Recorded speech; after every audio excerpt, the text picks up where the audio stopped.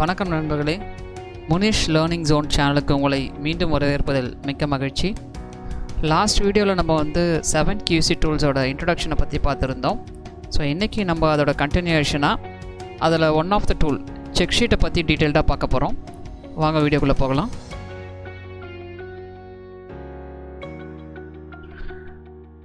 So first பார்த்திங்கன்னா what is check sheet? Simple form to collect the data manually to record the number of occurrence or observation of the particular parameter characteristics in a defined period.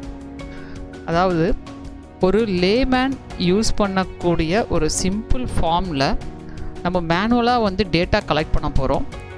So ஒரு particular பேராமீட்டரையோ இல்லை ஒரு கேரக்டரிஸ்டிக்ஸையோ base பண்ணி defined டைம்லைனில் ஒரு குறிப்பிட்ட காலகட்டத்தில் பார்த்திங்கன்னா நம்ம அப்சர்வேஷன்ஸை record பண்ண போகிறோம்.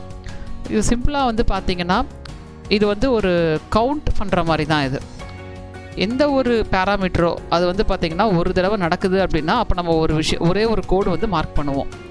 ஸோ இந்த செக் ஷீட் பார்த்திங்கன்னா நம்மளே அன்றாட வாழ்க்கையிலையும் பார்த்திங்கன்னா நம்ம உபயோகப்படுத்தலாம். அந்தளவுக்கு ஒரு simple and powerful tool.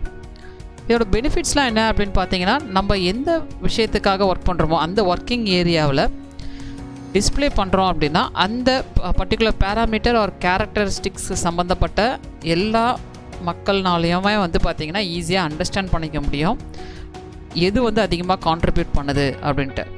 So next பார்த்திங்கன்னா இந்த பேட்டர்ன் நம்ம கரெக்டாக அப்சர்வ் பண்ணோம் அப்படின்னா நம்ம குவிக்காக அண்டர்ஸ்டாண்ட் பண்ணிவிட்டு அதுக்கேற்ற மாதிரி ஆக்ஷன்ஸை நம்ம இனிஷியேட் பண்ணலாம்.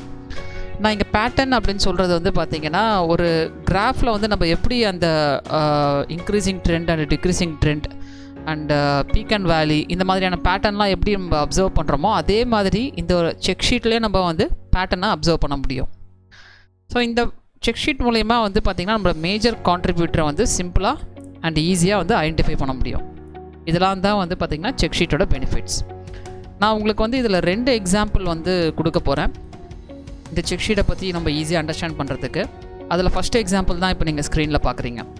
இன் an IT campus, Mr. John appointed the security to monitor the employees' passage against the entry time to understand the traffic on the main gates. So ஒரு பெரிய ஐடி கேம்பஸ் இருக்குது. அதில் எம்ப்ளாயீஸ் ஒரு கன்சர்ன் ரைஸ் பண்ணுறாங்க. Traffic அதிகமாக இருக்கிறதுனால employees moment டிஸ்டர்பன்ஸாக இருக்குது அப்படின்னு சொல்லிட்டு ஒரு கன்சர்ன் ரைஸ் பண்ணுறாங்க. ஸோ மிஸ்டர் ஜான் அதுக்கு ஃபஸ்ட்டு டேட்டா கலெக்ட் பண்ணுறாரு, எந்த கேட்டில் நம்மளுக்கு ப்ராப்ளம் வருது அப்படின்னு சொல்லிட்டு. So it's a big IT கேம்பஸ்ன்னு ஒரு இமேஜினேஷன் வச்சுக்கோங்க. அந்த ஐடி கேம்பஸில் மொத்தம் ஒரு 3 கேட் இருக்குது அப்படின்னு பார்த்துக்கோங்க. Cat 1, cat 2, cat 3.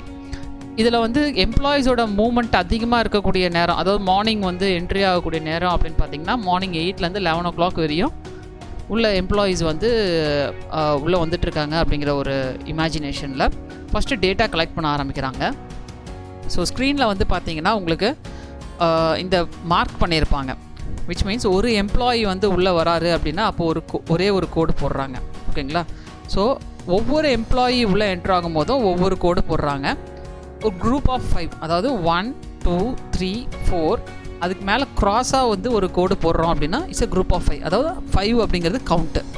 இப்போ நான் ஆல்ரெடி சொன்ன மாதிரி ஒரு கவுண்ட்டை பேஸ் பண்ணி நம்ம இதில் மார்க்கை பண்ணுவோம்.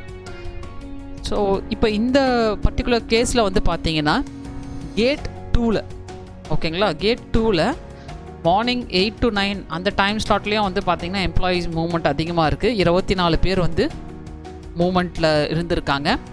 தென் நெக்ஸ்ட் டைம் ஸ்லாட்டில் 9, நெக்ஸ்ட் டைம் ஸ்லாட்டில் 14. நீங்கள் அதர் கேட்ஸ்லாம் பார்க்க போனீங்க அப்படின்னா அந்தளவுக்கு கவுண்ட்ஸ் இல்லை. ஸோ எம்ப்ளாயீஸ் ஜென்ரிக்காக ஒரு கன்சர்ன் ரைஸ் பண்ணுறாங்க அப்படிங்கிற ஒரு ப்ராப்ளம் ஸ்டேட்மெண்ட்டில் இருந்து மிஸ்டர் ஜான் இந்த டேட்டா கலெக்ட் பண்ணுறாரு, ரா டேட்டா. ஒரு சிம்பிளாக ஒரு லேமன் செக்யூரிட்டி பார்த்துக்கோங்களேன், செக்யூரிட்டி ஃபாலோ பண்ணக்கூடிய ஒரு சிம்பிள் டூல் இது. ஸோ இந்த டூலை வச்சு நம்மளால் இம்மீடியட்டாக ஐடென்டிஃபை பண்ண முடியுது கேட் 2ல் தான் அதிகமான எம்ப்ளாயீஸ் மூவ்மெண்ட் இருக்குது. ஸோ அந்த இடத்துல மிஸ்டர் ஜான் அடுத்து என்ன ஆக்ஷன் பண்ணலாம் அப்படிங்கிறத யோசிப்பார். லைக் இன்னொரு செக்யூரிட்டி அங்கே அடிஷ்னலாக போட்டு செக்னால் இன்கேஸ் டிலே ஆகுது அப்படின்னா அப்போ அந்த செக்கிங்காக இன்னொரு செக்யூரிட்டி அங்கே போடலாம், இல்லை இன்னொரு பாத் அங்கே க்ரியேட் பண்ணலாம்.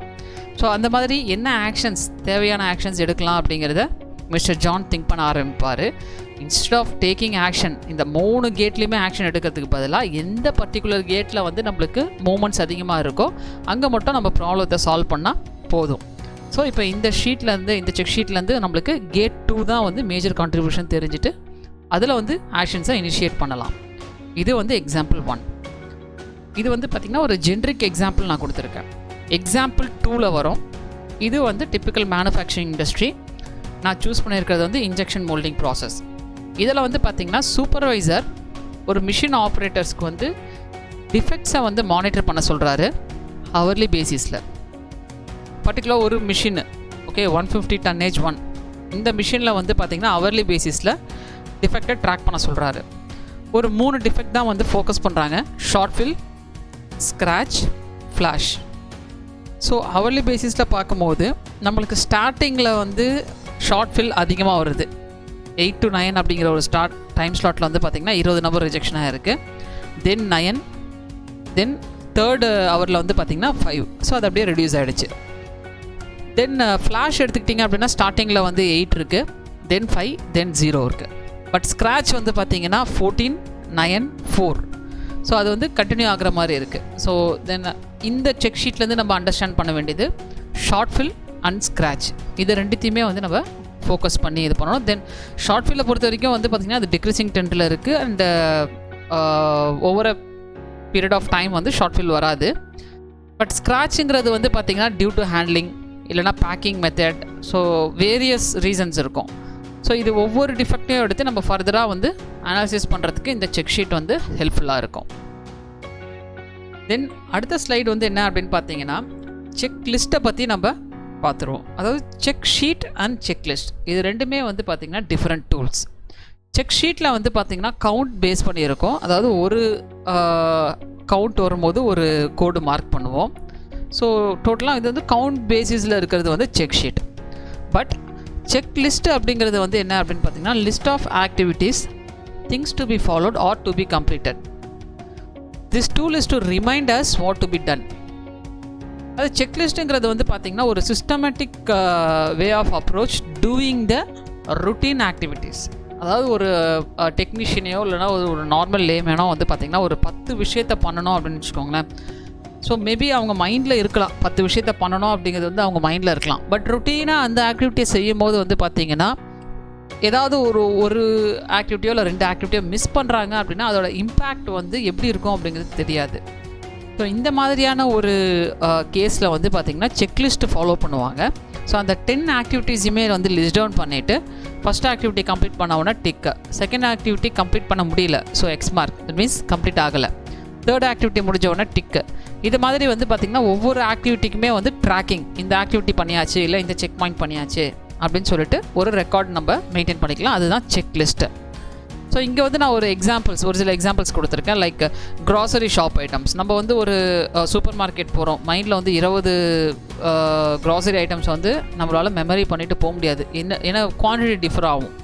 இந்த ஐட்டம் வந்து இவ்வளோ கேஜிஸ், இந்த ஐட்டம் இவ்வளோ கேஜிஸ் அப்படின்னு சொல்லிட்டு நம்மளால் மெமரியில் வச்சுட்டு போக முடியாது. அது டிஃபர் ஆகும். அப்படிங்கிறதுனால வந்து பார்த்திங்கன்னா ஒரு லிஸ்ட் டவுன் பண்ணிவிட்டு எடுத்துகிட்டு போவோம். ஸோ ஒவ்வொரு திங்ஸையும் வந்து எடுத்துகிட்டு போகும்போது நம்ம டிக் பண்ணிகிட்டே வருவோம். இது வந்து சிம்பிளாக நம்ம பர்சனலாக யூஸ் பண்ணக்கூடிய ஒரு checklist. Then maintenance checklist. Most of the manufacturing இண்டஸ்ட்ரியில் வந்து பார்த்திங்கன்னா ஃபார் எக்ஸாம்பிள் மிஷின் எடுத்துக்கிட்டிங்க அப்படின்னா daily checklist, daily maintenance checklist, weekly maintenance checklist, monthly maintenance checklist, இது மாதிரி வந்து பார்த்திங்கன்னா டிஃப்ரெண்ட் கேட்டகரிஸ் பண்ணி வச்சுருப்பாங்க. டெய்லி வந்து ஆப்ரேட்டர் லெவலில் என்னென்னலாம் செக் பண்ணணும் மிஷினில் அப்படின்னு சொல்லிட்டு சிம்பிளாக கொடுத்துருப்பாங்க. ஸோ ஈவன் தான் நம்ம வந்து அந்த ஆப்ரேட்டருக்கு ட்ரைனிங் கொடுத்துருந்தாலும் அந்த செக்லிஸ்ட் மூலிமா அவங்க பண்ணும்போது எந்த ஒரு செக் பாயிண்ட்டையும் மிஸ் பண்ண மாட்டாங்க. அதுதான் வந்து பார்த்திங்கன்னா this tool is to remind us what to be done. அதுதான் நாங்கள் இந்த செகண்ட் லைனில் சொல்லியிருக்கிறது.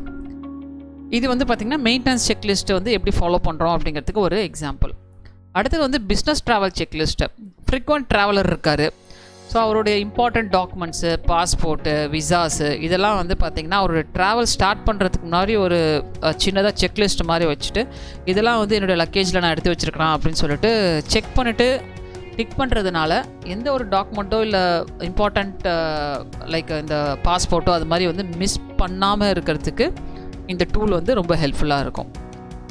ஸோ இதுதான் வந்து பார்த்திங்கன்னா செக்லிஸ்ட்டோட ஒரு introduction. So check sheet and checklist இது ரெண்டுமே வந்து பார்த்திங்கன்னா வேறு டூல். ஸோ நண்பர்களே, இந்த வீடியோ உங்களுக்கு ஈஸியாக புரிஞ்சுது அப்படின்னா லைக் பண்ணுங்கள், உங்களுடைய ஃப்ரெண்ட்ஸ் சர்க்கிளில் ஷேர் பண்ணுங்கள். உங்களுக்கு ஏதாவது கொஸ்டின்ஸ் இருக்குது அப்படின்னா கமெண்ட்ஸில் போஸ்ட் பண்ணுங்கள், நான் அதுக்கு ஆன்சர் பண்ணுறேன். நன்றி நண்பர்களே.